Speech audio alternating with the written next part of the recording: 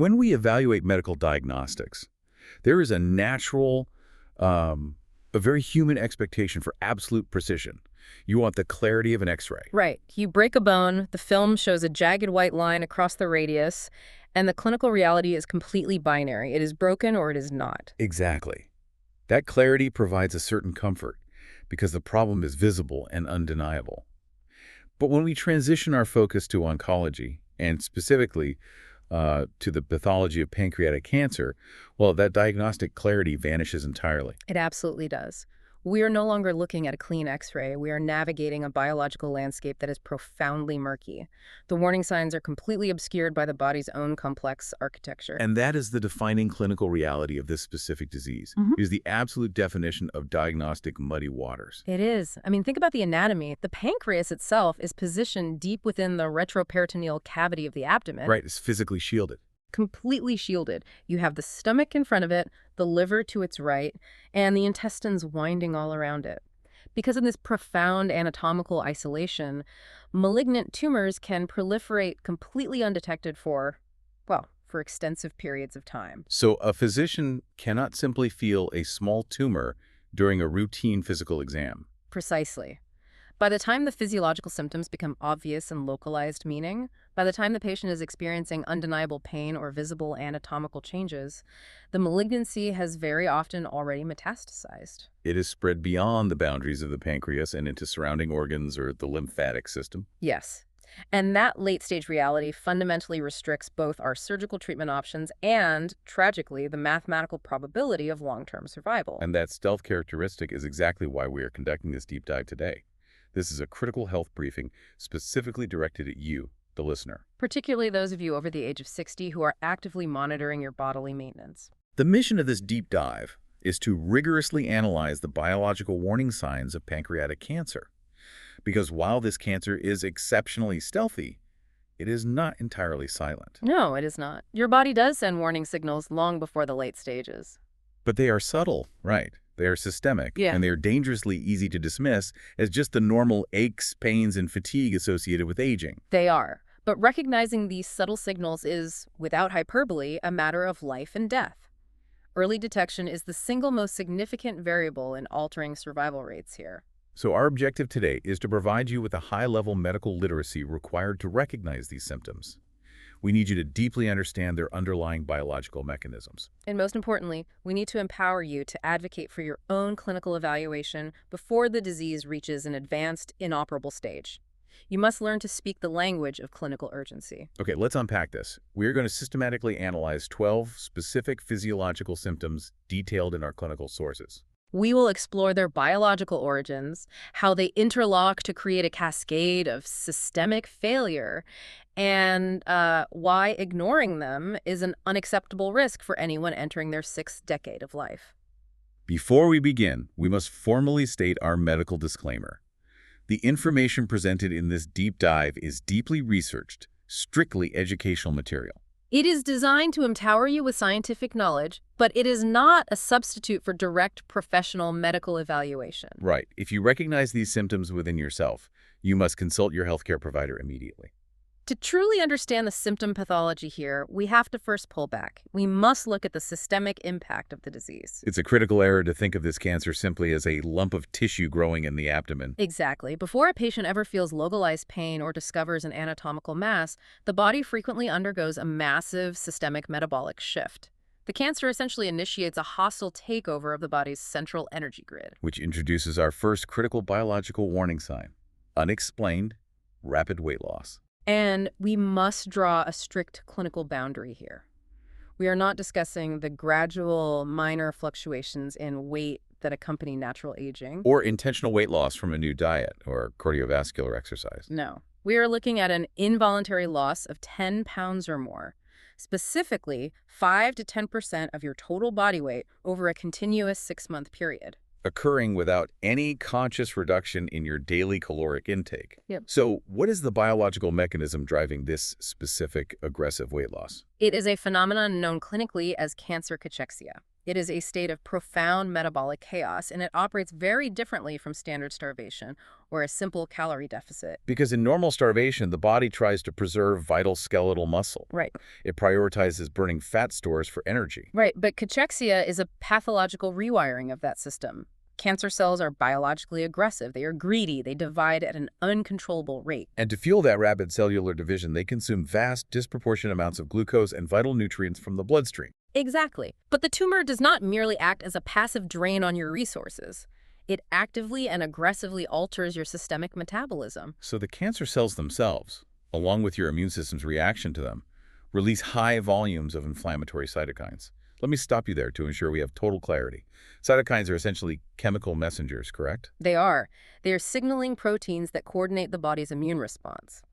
In this context, we are looking specifically at cytokines like tumor necrosis, factor alpha, and interleukin-6. And when these inflammatory messengers flood your bloodstream in high concentrations, what exactly do they do? They bind to receptors on your healthy tissue and transmit pathological instructions. They force your body to upregulate the breakdown of your healthy skeletal muscle tissue. Through a mechanism called the ubiquitin proteasome pathway, I believe? Yes, while simultaneously accelerating the breakdown of your fat stores, so your body is no longer preserving its structural integrity. It is quite literally cannibalizing its own healthy muscle and adipose tissue to fuel the tumor. And this metabolic hijacking is entirely independent of a patient's dietary habits. That is the terrifying reality. You could be consuming adequate or even surplus high-density calories, and the muscle wasting will continue unabated because the internal instructions have been rewritten. Our source data points to a massive epidemiological review utilizing the Q Research database.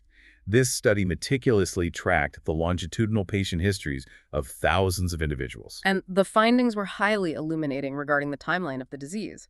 Researchers found that this specific type of unexplained cachexic weight loss occurred in a statistically significant percentage of patients up to a full year before their formal diagnosis. A full year. So this is not a late-stage symptom.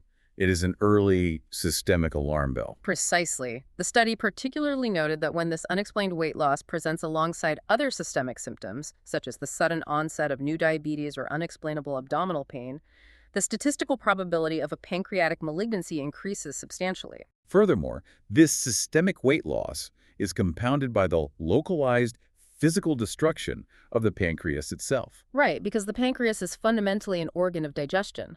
It produces the highly potent digestive enzymes that break down your food in the intestine. As the expanding tumor physically disrupts this exocrine function, your body experiences severe malabsorption. You are eating the food, but your intestines lack the chemical tools to extract the nutrients. Additionally, if the tumor expands into the regions of the pancreas that produce insulin, glucose cannot efficiently enter your healthy cells, Leading to a state of cellular starvation that drives further muscle wasting. It really is a multi-system cascading failure. which naturally cascades directly into the second pillar of this systemic energy crisis: profound, unrelenting fatigue. Again, we must rigorously differentiate this clinical symptom from standard age-related tiredness. As we enter our 60s, it is normal to experience a reduction in stamina. But the fatigue associated with an underlying pancreatic malignancy is not the tiredness of a poor night's sleep. This is a deep cellular exhaustion. Patients clinically describe a persistent state of non-restorative sleep, meaning they can sleep for 10 or 12 hours and wake up feeling entirely depleted. As though they had not slept at all. This overwhelming exhaustion is the physical manifestation of the biological crisis we just detailed. Your normal, healthy cellular structures are being systematically starved of glucose and nutrients. Because the malignant tumor is hoarding them. And simultaneously, the constant presence of those inflammatory cytokines neurologically suppresses your central nervous system. Promoting constant feelings of deep sickness, lethargy, and physical apathy. But our sources highlight a secondary, highly critical biological mechanism at play here regarding fatigue. The onset of clinical anemia. As the pancreatic tumor grows and invades local tissues, its vascular structure is often fragile and chaotic. Yes, causing it to bleed microscopically into the surrounding abdominal cavity or directly into the digestive tract. This microscopic bleeding is incredibly insidious because it is largely invisible to the patient. You won't necessarily see this blood in your stool or experience an acute hemorrhage. But over weeks and months, this slow, continuous leak systematically drains your overall red blood cell count. And red blood cells are the biological couriers of oxygen throughout the human body. They contain hemoglobin, the protein responsible for binding oxygen in the lungs and delivering it to every tissue and organ. So if your red blood cell count drops significantly due to chronic tumor bleeding, your systemic oxygen delivery capacity plummets. Your muscle tissues, your organs, your brain, they're all forced to operate in a constant state of oxygen deprivation. If we were to use a physiological analogy to visualize this dual mechanism of fatigue, you can liken the pancreatic tumor to an aggressive internal parasite. That is an accurate way to frame it. It has tapped directly into the host's critical infrastructure. It is physically short-circuiting your body's central energy grid by chemically stealing your glucose and cannibalizing your muscle tissue, while simultaneously acting as a slow leak that drains away your essential oxygen supply.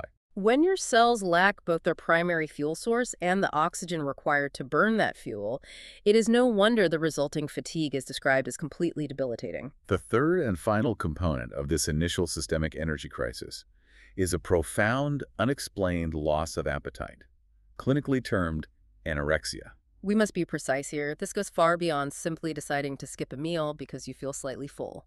For these patients, food becomes completely unappealing. The very act of eating or even smelling food can feel deeply repulsive. So what is the biological explanation for this extreme aversion to nutrition? It involves a highly complex, aggressive hormonal hijacking orchestrated by the tumor. Your daily appetite is normally regulated by a delicate balance of hormones. Primarily ghrelin, which stimulates the sensation of hunger, right, and leptin, which signals satiety, informing the brain that the body is full. Exactly. Pancreatic cancer aggressively and systematically disrupts this delicate equilibrium. Wait, I want to explore the mechanics of this disruption. The clinical data shows that in the presence of this malignancy, the body's natural production of ghrelin simply plummets. Yes, and simultaneously, the circulating levels of leptin remain inappropriately elevated. The body is effectively trapped in an artificial hormonal state of absolute fullness. But how exactly is the tumor achieving this? Is it just making the stomach feel functionally full, or is something more complex occurring? It is far more complex. It involves a direct biochemical assault on the central nervous system. The disruption extends directly into the brain's architecture. Using those exact inflammatory cytokines we discussed earlier, tumor necrosis factor alpha and interleukin-6. Precisely. They are highly active molecules, they circulate through the bloodstream, and they have the capability to cross the blood-brain barrier. And once they enter the brain, they directly assault the hypothalamus. Yes. The hypothalamus is the specific neurological control center responsible for regulating your core appetite. These inflammatory substances neurologically suppress the hypothalamus's desire to trigger eating behaviors. The brain is continuously receiving false, biochemically induced signals that the body is fully nourished and requires no further calories. Even as the patient is rapidly losing skeletal muscle and desperately requires urgent nutritional intervention. So the tumor is essentially performing a neurological hack. It is bypassing the actual physical state of the stomach and rewriting the software in the brain to shut down the desire to eat. That is biologically correct. Furthermore, the clinical literature notes that the cancer frequently alters the patient's sensory perception of the food itself. Because peripheral sensory nerves can be affected by the systemic inflammation, and the chemical composition of the patient's saliva often changes, Resulting in previously enjoyed foods suddenly tasting highly metallic, unpleasantly bitter, or entirely akin to cardboard. The desire to consume calories is dismantled on every front. This systemic dismantling requires a moment of critical, practical evaluation for you, the listener. The vital diagnostic question is, how can a patient in their late 60s accurately differentiate these specific symptoms from the natural biological slowdown of the aging process? It is a medically accepted fact that as we age, our basal metabolic rate changes. Our daily appetite may naturally decrease as we become less active, and our baseline energy levels change.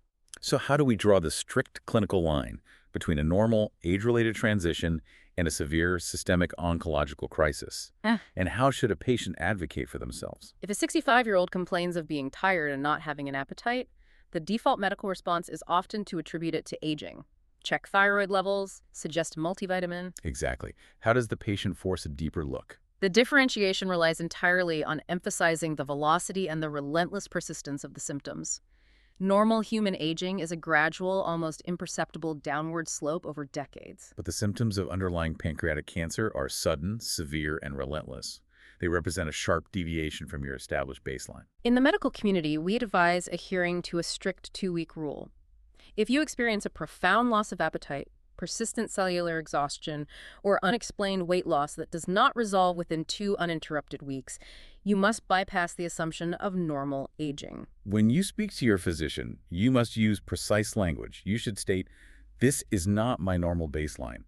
Over the past 3 weeks, I have unintentionally lost 8 pounds. I cannot force myself to eat, and I am experiencing debilitating fatigue." You must add, "This is a sudden, persistent change in my systemic health.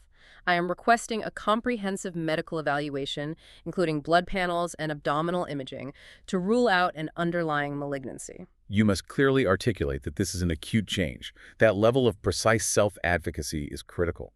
Now, if we follow the biological progression, the tumor is also causing catastrophic damage to the specialized tissues within the pancreas itself. Yes. Let's look at what happens when the cancer physically destroys the precise machinery responsible for managing the body's glucose.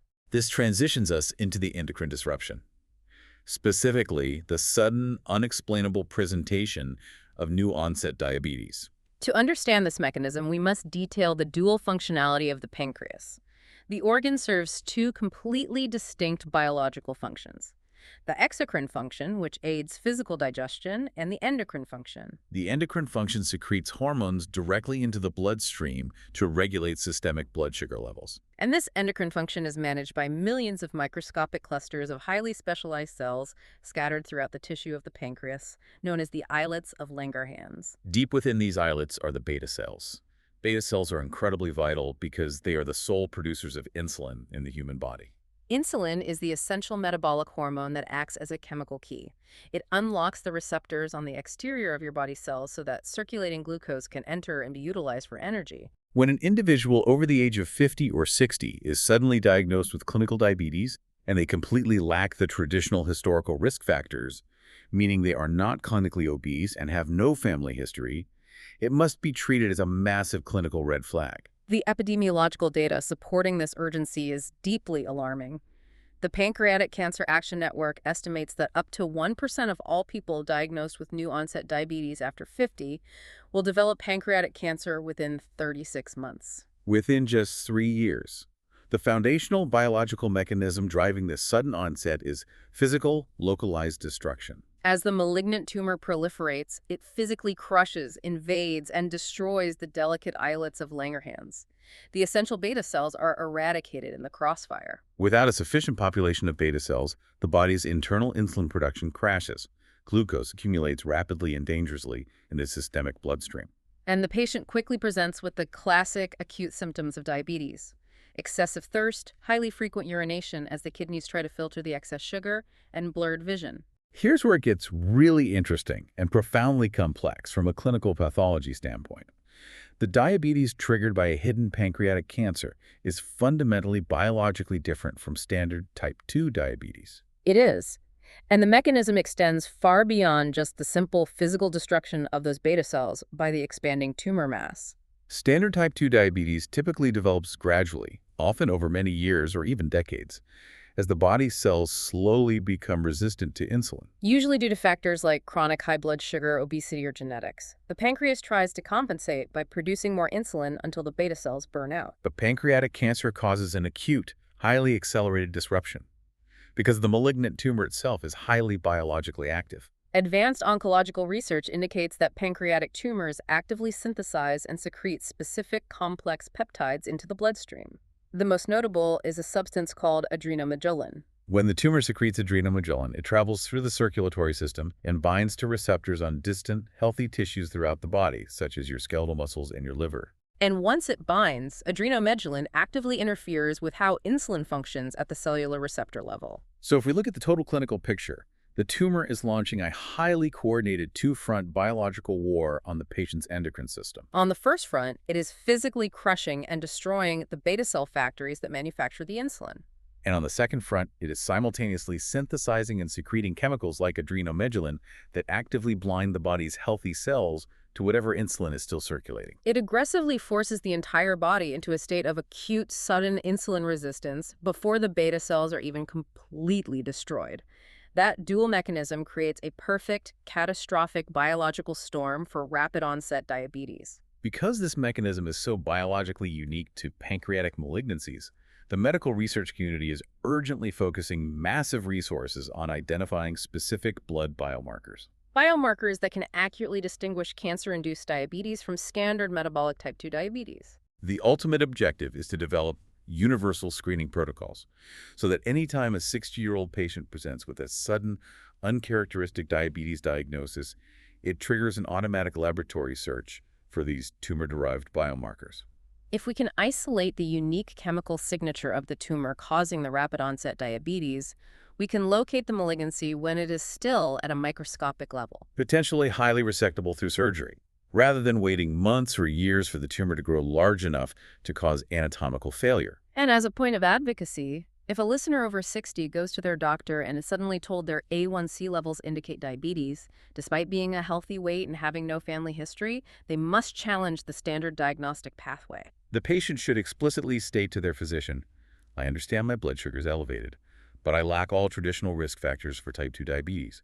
I'm highly concerned about the clinical correlation between atypical new-onset diabetes and occult pancreatic malignancy." You must state, I am requesting that we actively investigate the underlying cause of this sudden endocrine failure with comprehensive abdominal imaging, such as a CT scan. You must demand that the physician look for the source of the fire. Not merely offer a medication to suppress the smoke. That brings us to a natural physiological transition. If the tumor is destroying the internal endocrine cells, it is only a matter of time before its physical expansion begins to choke off the vital exocrine plumbing right next door. We must shift our focus to gastrointestinal failure, specifically analyzing the severe digestive disruptions and the highly distinct, visible changes in the stool composition. To conceptualize this failure, we must clearly visualize the anatomical plumbing. The pancreas is directly connected to the duodenum, which is the very first section of the small intestine. This connection is facilitated by a small vital tube called the pancreatic duct. In a healthy state, the pancreas utilizes this duct as a superhighway to deliver massive quantities of digestive enzymes directly into the intestinal tract. Specialized enzymes like trypsin and chymotrypsin, which dismantle complex dietary proteins, amylase, which processes complex carbohydrates into simple sugars, And lipase, which is the singular enzyme solely responsible for the breakdown of dietary fats and triglycerides. When a malignant tumor originates in the tissue of the pancreas, particularly in the head of the pancreas where the duct structure is most dense, it frequently grows directly into the wall of this pancreatic duct. Or it expands to the point where it completely compresses the duct from the outside. When that physical blockage occurs, the delivery of these critical chemical enzymes ceases entirely. If we use an engineering analogy, it's exactly like a massive concrete dam being built directly across a vital river. Your stomach is sending digested food downstream into the intestine. But the essential chemical tools required to actually break that food down into absorbable nutrients are entirely trapped upstream behind the tumor's dam. This profound functional failure of the digestive system manifests as a cluster of severe, highly uncomfortable gastrointestinal issues, clinically categorized broadly as dyspepsia. Patients experience persistent indigestion, often presenting as a deep burning sensation or gnawing discomfort in the upper abdomen. But the mechanical obstruction caused by the growing mass can extend far beyond just blocking the pancreatic duct. As the tumor expands its footprint, it can physically press against the pylorus. The pylorus is the muscular sphincter valve located at the very bottom of the stomach that controls the emptying of food into the small intestine. This pyloric compression creates an absolute mechanical bottleneck in the center of the digestive tract. Food enters the stomach from the esophagus, but because the tumor is pinching the exit valve closed, the food cannot efficiently exit. It simply sits there in the stomach stagnating. This unnatural retention triggers profound, continuous nausea. It also causes a highly specific symptom known as early satiety. This is a phenomenon where a patient sits down for a meal, but after taking only 3 or 4 bites of food, they feel uncomfortably, almost painfully full. As if they had just consumed an enormous feast. In severe cases where the pyloric compression is near total, the stomach simply cannot hold the incoming volume and violently rejects the stagnant, fermenting food, Resulting in the sudden vomiting of completely undigested material that the patient may have consumed many hours earlier. When we examine the epidemiological data, specifically the comprehensive Danish registry study, we see a highly disturbing pattern regarding these digestive symptoms. Researchers meticulously combed through decades of patient medical records, looking backward in time from the date of a formal late-stage pancreatic cancer diagnosis. They were looking for the subtle early murmurs of systemic functional failure. And what they found was that clinical complaints of persistent indigestion, unexplained chronic nausea, and the specific phenomenon of early satiety were heavily documented in clinical notes 6 to 12 full months prior to the actual diagnosis of cancer. This is a tragic loss of diagnostic time. These symptoms represent a crucial window of opportunity. 6 to 12 months is very often the critical difference between a localized, surgically resectable tumor and widespread metastasis. But tragically, these early warnings are routinely misdiagnosed in clinical practice.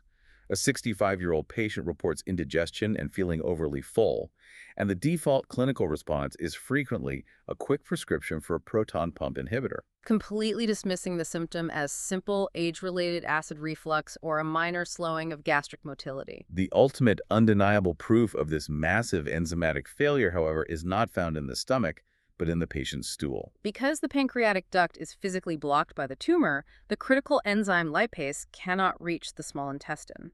Without the presence of lipase, the heavy dietary fats you consume pass through your entire digestive system completely undigested. This specific medical condition is defined clinically as steatorrhea, and steatorrhea presents with highly specific, entirely unmistakable visual and olfactory characteristics. It is not standard diarrhea. Because the expelled stool is heavily laden with raw, undigested dietary fat, it appears extremely pale, often greasy, and visibly oily in the toilet bowl. Furthermore, this high fat content significantly alters the specific gravity of the waste material, causing the stool to float consistently on the surface of the water, resisting the normal sinking behavior of healthy waste. Patients clinically describe the stool as having a pale, clay-colored, or putty-like appearance, and note that it leaves a highly stubborn, sticky, oily residue on the porcelain that is notoriously difficult to flush away. And we must address the sensory aspect, because the odor associated with steatorrhea is distinct, overwhelming, and profoundly foul. It is vastly different from a standard expected digestive odor. What is the biological mechanism driving that specific scent?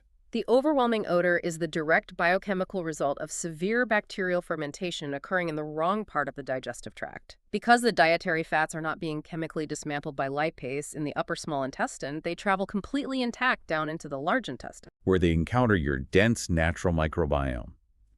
The billions of intestinal bacteria residing there aggressively attempt to break down and metabolize these complex fats. This is a biological process they are fundamentally not designed to handle efficiently, resulting in an abnormal putrefactive fermentation process that generates massive quantities of highly malodorous chemical gas compounds. The physical presence of the tumor also forces the patient's daily bowel habits to become highly erratic and deeply unpredictable. The sheer physical mass and weight of the expanding tumor can press directly against the exterior walls of the intestines, mechanically disrupting normal intestinal motility or peristalsis. This localized pressure can cause severe, painful constipation as the waste struggles to pass the narrowed point. But simultaneously, the lower intestines are highly irritated by the presence of the undigested fatty waste and attempt to urgently, violently expel it. Leading to sudden, uncontrollable bouts of urgent diarrhea. The patient becomes trapped in a volatile, exhausting cycle of alternating severe diarrhea and stubborn constipation. A critical, actionable question for you regarding this specific symptom is the threshold for medical action. How long do you monitor a disturbing change in your bowel habits before seeking aggressive medical intervention? And how do you overcome the natural human embarrassment of discussing your stool with a doctor?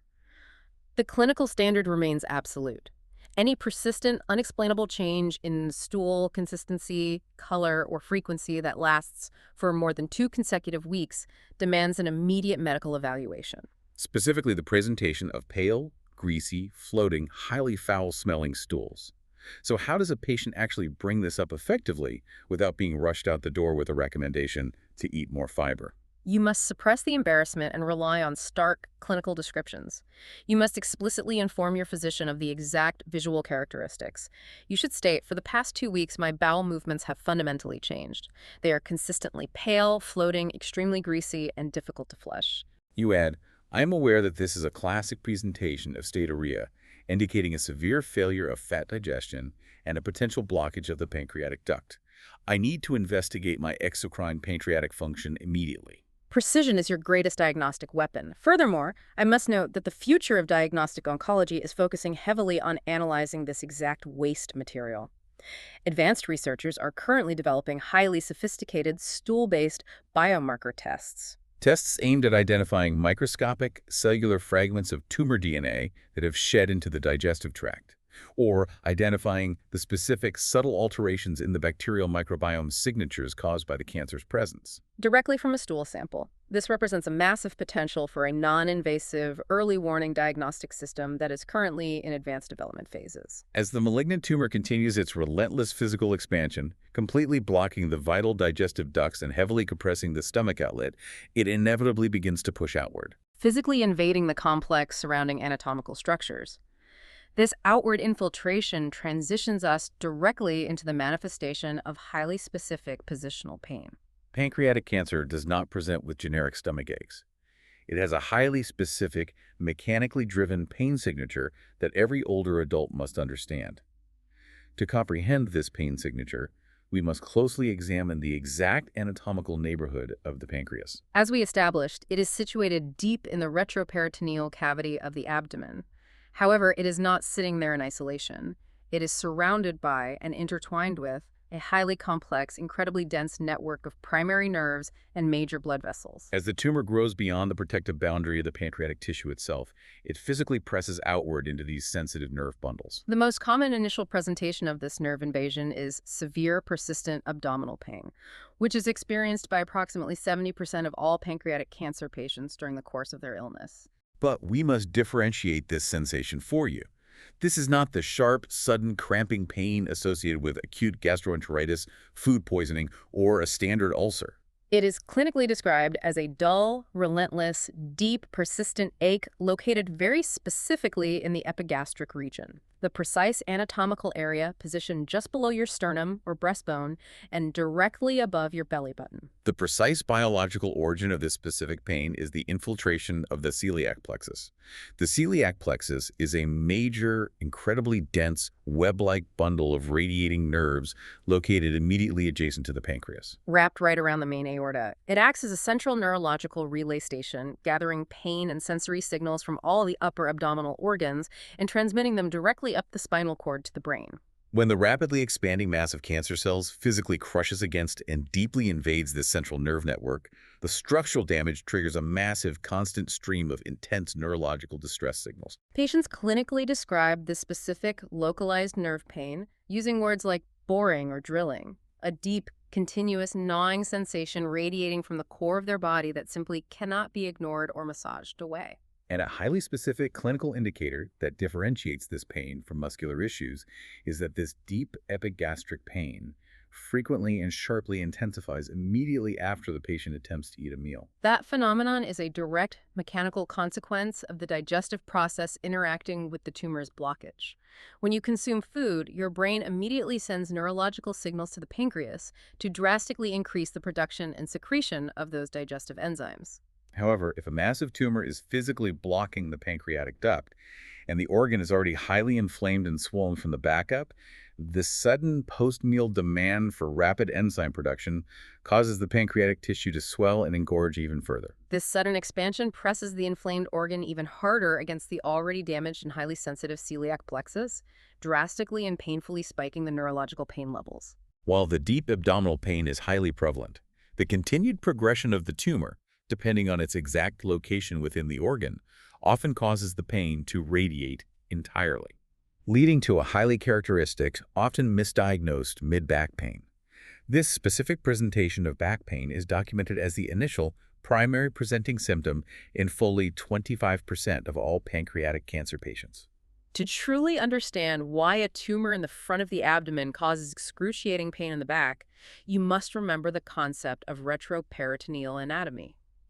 The pancreas does not sit entirely free-floating in the front cavity of your abdomen like the intestines. It is plastered tightly against the posterior abdominal wall, situated right in front of your spinal column.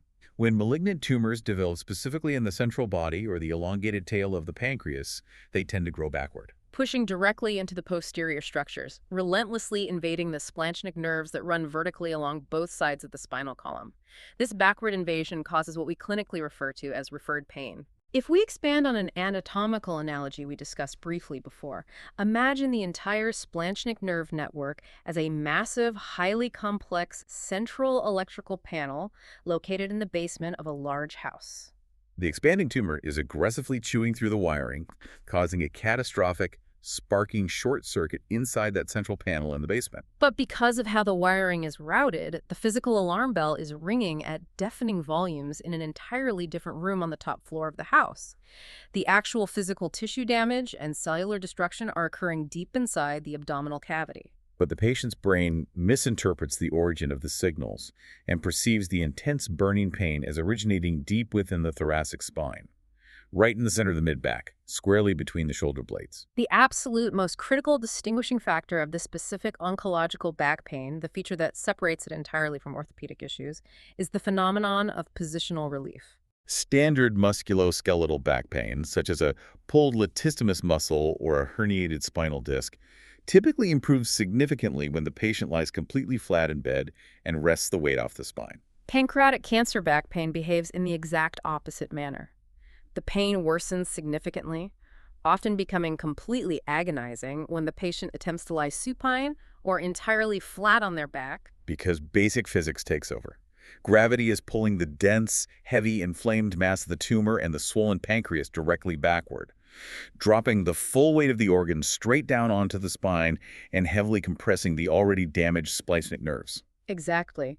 The sheer mechanical pressure on the inflamed nerve roots increases exponentially the moment the patient lies flat. Because of this cruel mechanical reality, patients suffering from advanced pancreatic cancer frequently report to their physicians that they are entirely unable to sleep in a normal bed. To find even a fraction of relief, they are forced to sleep sitting completely upright in a recliner chair or heavily propped up at a sharp angle with multiple thick pillows. To allow gravity to pull the heavy mass of the tumor slightly forward and away from the compressed spinal nerves.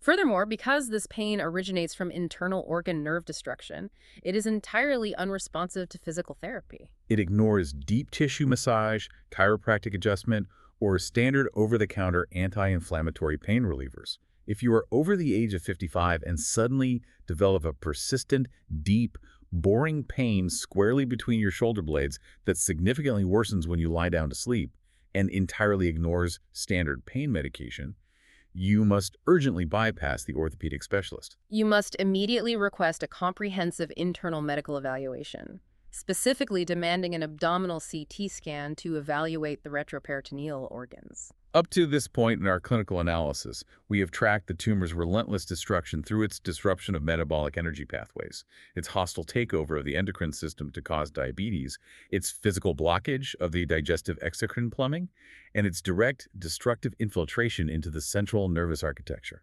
Now, we must examine an even more insidious systemic capability. We must look at how the malignancy fundamentally alters the very biochemistry of your circulating blood. This transitions our focus to vascular infiltration, specifically examining the highly dangerous, often lethal presentation of sudden blood clots. This is a deeply complex, entirely systemic biochemical reaction known clinically within the medical community as Trousseau syndrome. The historical context here is fascinating and tragic. It was first identified in the year 1865 by a brilliant French physician named Armand Trousseau, Who astutely noted a definitive, recurring clinical connection between the presentation of sudden, unexpected blood clots in the veins and the presence of underlying, completely hidden abdominal malignancies. Tragically, Trousseau actually diagnosed the syndrome in himself a few years later, shortly before succumbing to gastric cancer. Modern pathology now understands exactly how this works. Pancreatic cancer does not merely sit passively as a lump in the abdomen. It is biologically hyperactive, continuously shedding vast amounts of complex microscopic substances directly into the patient's circulatory system. Let's break down the exact chemistry of what the tumor is releasing. Specifically, the malignant cancer cells synthesize and release high circulating levels of potent procoagulant materials. Primarily large quantities of tissue factor and highly specific complex glycoprotein molecules called mucins. When these heavy tumor-derived substances enter the fast-flowing bloodstream, they act as massive biochemical catalysts. The human body naturally maintains a highly delicate equilibrium between bleeding and clotting, known as the coagulation cascade. These tumor mucins aggressively hijack that delicate cascade. Entirely tipping the chemistry of the blood from a healthy, smooth-flowing liquid state into a severe state of excessive, dangerous hypercoagulability. The blood's biochemistry is fundamentally altered so that it constantly and aggressively wants to coagulate and form solid clots, even when there is absolutely no physical injury or bleeding present to warrant a clot. Because pancreatic cancer is uniquely prolific in synthesizing and secreting such immense, overwhelming volumes of these specific mucins, it is statistically recognized as one of the most highly thrombogenic or clot-producing cancers in existence. This systemic abnormal clotting tendency most frequently and dangerously manifests as deep vein thrombosis, commonly referred to clinically as a DVT. A DVT is a massive, highly dense, solid blood clot that forms deep within the primary large veins of the body. Most commonly located in the dense muscle beds of the calf or the deep structures of the upper thigh. The physical symptoms of a DVT include sudden, highly asymmetrical swelling of one leg, Where one calf becomes visibly much larger than the other. Intense, localized throbbing pain deep in the muscle, distinct radiating warmth felt directly through the skin, and often a noticeable, angry redness tracking over the path of the affected deep vein. While the intense localized pain and swelling of a highly congested leg are deeply concerning for the patient, the true lethal danger of a DVT lies in the catastrophic risk of a pulmonary embolism.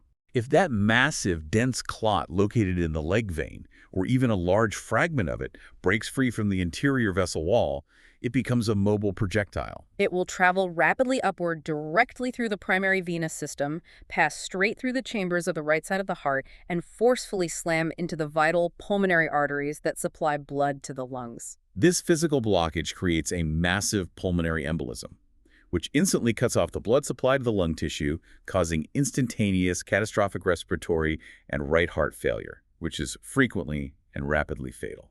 The clinical data inextricably linking these sudden clots to hidden early-stage cancer is robust and definitive. A landmark, large-scale epidemiological study published in the highly respected Journal of Thrombosis and Hemostasis meticulously tracked the outcomes of thousands of patients. Patients who initially presented to hospital emergency rooms with sudden, unprovoked blood clots in their legs or lungs. The researchers followed these patients longitudinally and discovered a terrifying statistic. Between 4 and 10% of those seemingly otherwise healthy patients who suffered an unprovoked clot were subsequently diagnosed with a severe underlying malignancy within the following 12 months. Pancreatic cancer was consistently and prominently identified in the data as one of the primary, most aggressive culprits driving these clots. The severe hypercoagulability induced by the tumor can also manifest in a highly disturbing, visible clinical presentation known as migratory thrombophlebitis. This is a state where the clotting system is so completely chaotic and overwhelmed by the tumor mucins that smaller, painful clots begin spontaneously forming in the superficial veins located just under the surface of the skin. A patient will suddenly develop a hard, bright red, highly painful cord-like lump on their arm. It will slowly resolve over a week, and then, inexplicably, a few days later, a completely new identical clot will violently appear on the surface of their leg. And then perhaps another on their chest wall. The clots are quite literally migrating erratically around the body's superficial vascular surface, highlighting a system in total biochemical meltdown. The absolute critical directive for you here involves aggressive, uncompromising clinical advocacy. If you, as an individual over 60, suddenly develop a painful blood clot in your leg, you will likely go to the emergency room. The immediate standard medical response will be an ultrasound to confirm the clot, followed swiftly by a long-term prescription for potent blood thinners to dissolve the clot and prevent a fatal pulmonary embolism. While treating the immediate clot is vital to save your life today, the diagnostic process absolutely cannot, under any circumstances, stop there. This is where we need to arm you.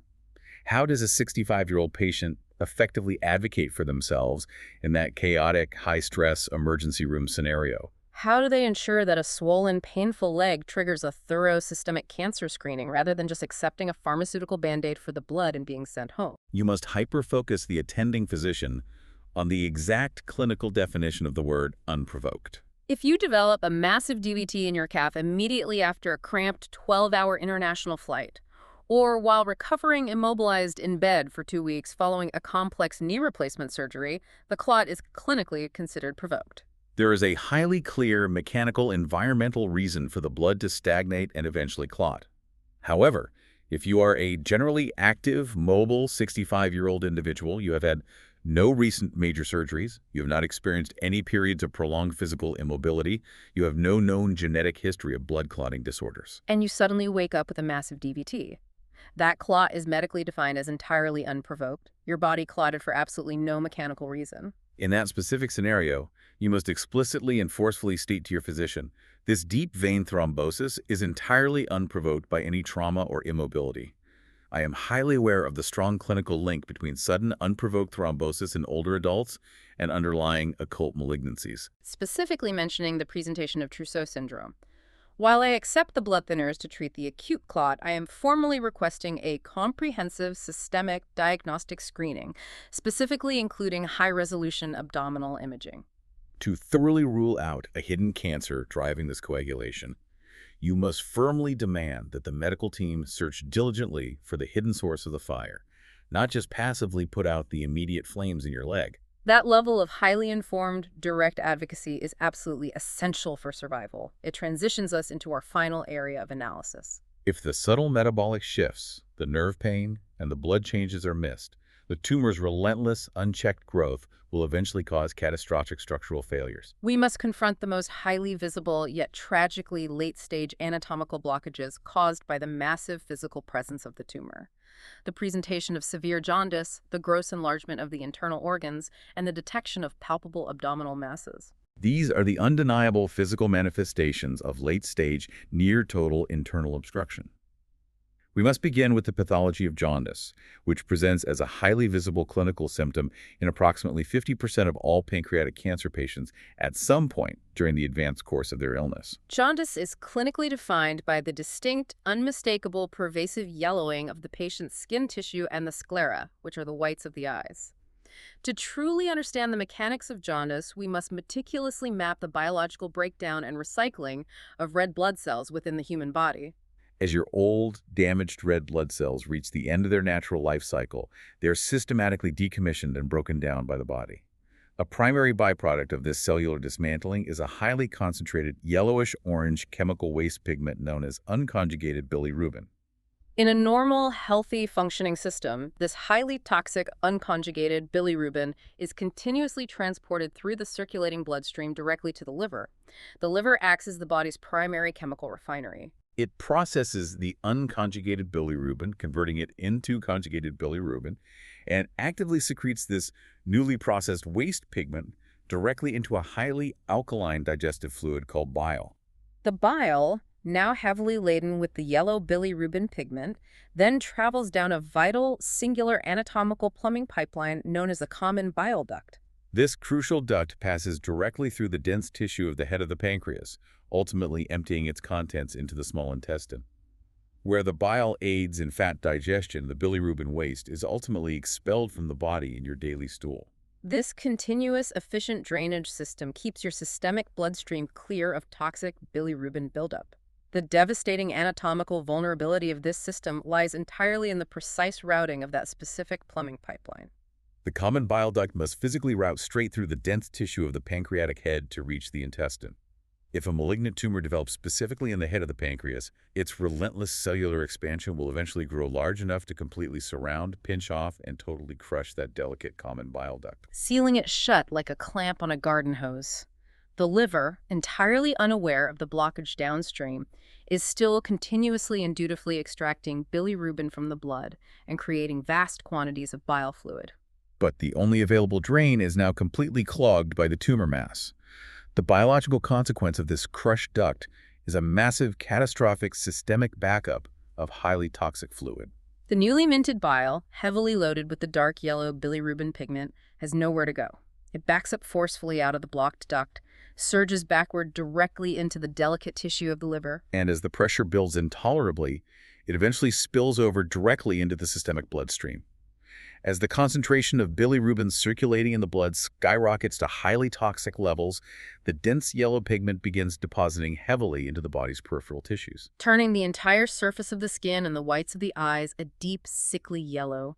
The systemic backup forces the body to desperately seek alternative, highly inefficient escape routes to purge the toxic waste. The kidneys, sensing the massive excess of circulating bilirubin in the blood, attempt to forcefully filter the pigment out through the urinary system. This emergency filtration turns the patient's urine from a normal pale yellow to a dark, highly concentrated brown color. Very often resembling the exact color of dark steeped tea or cola. Hmm. Furthermore, because the bile pigment is now entirely blocked from reaching the intestines where it normally provides stool with its characteristic brown color, the stool loses its coloration entirely. Resulting in the incredibly pale, chalky, clay-colored stools we discussed earlier regarding steatorrhea. Beyond the deeply alarming visual changes of turning yellow, the chemical backup of bile causes a secondary symptom that inflicts intense, unrelenting physical suffering on the patient. In the form of severe pruritus or full-body itching, this is not a mild skin irritation, it is a profound neurological torment. Yes, the biological mechanics of pruritus are deeply distressing. The backed-up bile fluid contains incredibly high concentrations of caustic chemical compounds known as bile salts. When the massive systemic backup forces bile into the bloodstream, these highly irritating bile salts are deposited continuously directly into the subcutaneous tissue. The delicate, highly innervated layer of fat and tissue located just beneath the surface of the skin. These caustic salts severely and continuously chemically irritate the peripheral nerve endings across the entire body, causing an intense, unrelenting, full-body itch that feels as though it is originating from deep under the skin. This oncological pruritus is so extraordinarily severe that it frequently disrupts the patient's sleep entirely, drives them to scratch until their skin bleeds, and it cannot be relieved by any standard topical anti-itch creams, antihistamines, or lotions. Because the chemical irritant is constantly being supplied from within the bloodstream. Crucially for early detection, the systemic deposition of these irritating bile salts very often occurs weeks before the actual bilirubin levels are high enough to turn the skin visibly yellow. Therefore, the sudden onset of severe, unexplained, relentless, full-body itching without any visible rash must immediately be treated by a physician as a potential early indicator of occult biliary obstruction, not merely referred to a dermatologist. However, despite the severity of the itching, we must rely on the stark clinical data, and the massive Danish registry study confirms a deeply grim reality regarding the timeline. Clinical jaundice is almost universally a late-stage advanced symptom. The thousands of clinical notes indicate that jaundice typically only appears within mere weeks of the final fatal diagnosis. By the time a solid tumor in the pancreatic head has grown large enough and dense enough to completely crush the common bile duct shut and force a systemic backup, the cancer is highly advanced. They're very large and likely deeply entrenched in surrounding vascular structures.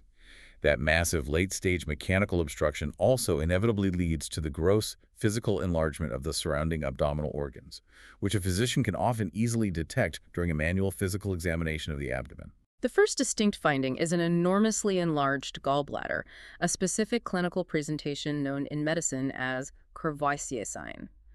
The gallbladder is a small, pear-shaped sac attached directly to the common bile duct, normally responsible for storing small amounts of excess bile. When the massive pancreatic tumor permanently blocks the duct downstream below the gallbladder, the continuous, relentless flow of bile coming from the liver has nowhere to go but to back up directly into the gallbladder sac itself. The gallbladder essentially inflates under massive pressure, expanding exactly like a rigid water balloon firmly attached to a blocked, highly pressurized hose. The physician examining the patient can easily physically palpate or feel with their hands this massively distended, smooth, rounded, tense mass located just below the patient's right rib cage. But what is the critical diagnostic distinction of Courvoisier's sign that points specifically to cancer? The absolute critical diagnostic distinction of Courvoisier's sign is the complete absence of localized pain. This grossly enlarged, highly pressurized gallbladder is completely painless when the physician presses deeply into it. If a standard gallstone were causing the duct blockage, the gallbladder tissue would be acutely inflamed, severely scarred from previous attacks, and excruciatingly painful to the touch. A completely painless, massively distended, palpable gallbladder discovered in the presence of severe clinical jaundice strongly, almost exclusively, suggests a silent, malignant, slow-growing anatomical obstruction located in the head of the pancreas. Simultaneously, during that physical exam, the physician may detect severe hepatomegaly, which is the massive abnormal enlargement of the liver itself. The liver also sits predominantly in the upper right quadrant of the abdomen. The liver forcefully swells for two distinct, highly concerning reasons in this specific oncological pathology. First, the simple mechanical hydraulic backup of the bile fluid forces the highly vascular liver to gorge and swell heavily with toxic retained fluid. But more concerningly, and far more lethally, the liver is the absolute primary biological destination for pancreatic cancer metastasis. The anatomical vascular routing dictates this highly predictable spread. The pancreas drains all of its venous blood that has just circulated through the tumor mass directly into a massive vessel called the portal vein. The portal vein flows directly, in a straight, high-volume shot, straight into the liver tissue. It acts as a direct biological superhighway for malignant cancer cells. If the primary pancreatic tumor sheds living malignant cells into its local veins, those cells are immediately carried swiftly on the portal vein current directly into the dense, nutrient-rich tissue of the liver. Where they aggressively implant, multiply, and quickly grow into massive secondary tumors.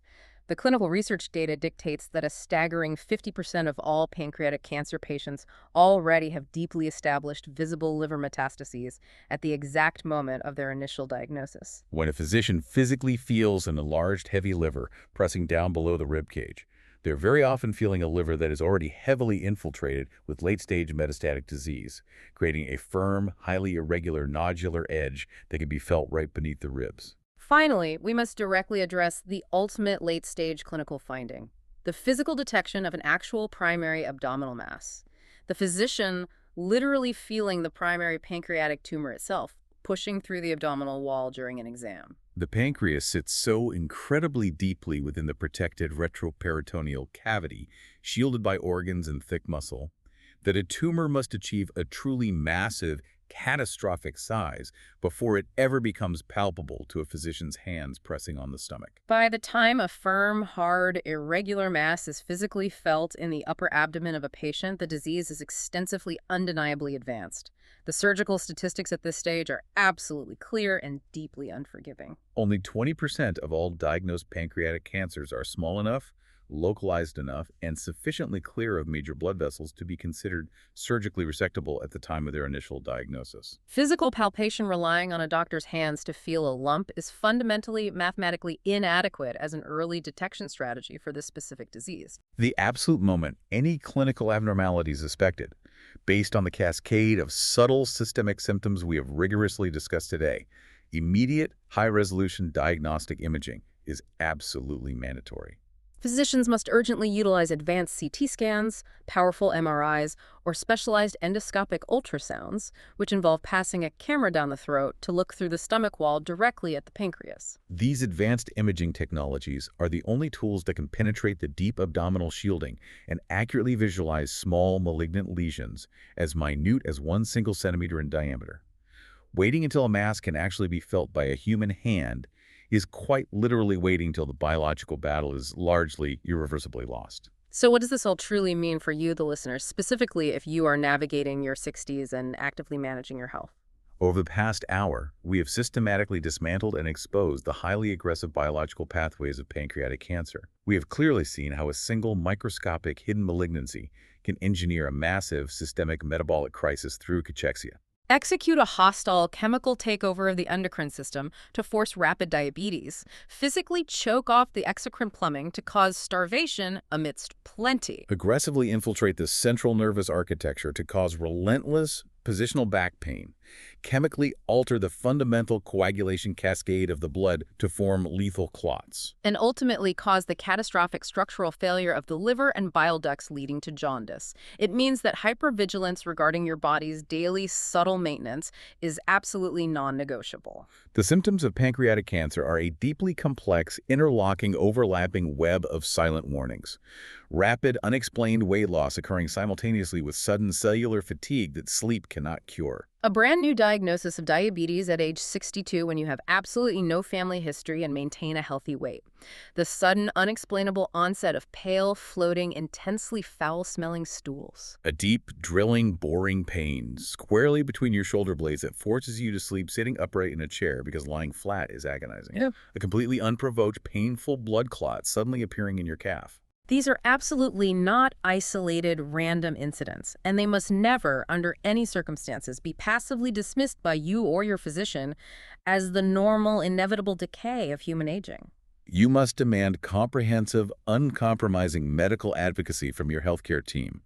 If you present with these precise symptoms, you must secure an evaluation that aggressively looks far beyond the immediate surface-level complaint. You cannot accept acid reflux medicine for early satiety when it could be a compressed pylorus. But as we conclude this intense clinical briefing, we must look to the immediate future of medicine, because our clinical sources clearly point toward a profound, massive paradigm shift currently accelerating in advanced cancer research. The ultimate solution to the deadly stealth nature of pancreatic cancer will not rely on building better scanners to see large tumors slightly clearer, but on completely non-invasive microscopic molecular diagnostics. The rapid ongoing development of highly sensitive stool-based biomarker tests and advanced blood assays, often called liquid biopsies, designed to detect microscopic, fragmented strands of circulating tumor DNA. Or to identify the specific, subtle metabolic signatures induced by the cancer long before a tumor is visible on a scan, represents the absolute cutting-edge frontier of modern oncology. If these molecular screening protocols can be scientifically perfected, financially scaled, and made widely accessible as a standard part of routine annual physical blood work for all individuals over the age of 50, the entire epidemiological landscape of this deadly disease alters permanently. We would no longer be passively waiting for the catastrophic late-stage mechanical failure of the bile duct to trigger visible jaundice. We would be aggressively intercepting the malignancy at the cellular molecular level, potentially years before the celiac plexus is ever invaded by tumor tissue or the liver is compromised by portal vein metastasis. That microscopic capability will completely rewrite the survival odds for the next generation of older adults. But until that microscopic diagnostic clarity is available in every local clinic, your absolute greatest defense is the rigorous, highly educated awareness of your own biological baseline. We return to our initial foundational assessment. The diagnostic reality of your body's internal systems is not a clean binary X-ray. It is deeply murky, it is highly complex, and it requires your active, educated, and uncompromising attention every single day. We strongly advise you to consult your healthcare provider immediately, armed with this knowledge regarding any persistent deviations from your normal health baseline. Thank you for your deeply focused attention during this critical medical deep dive.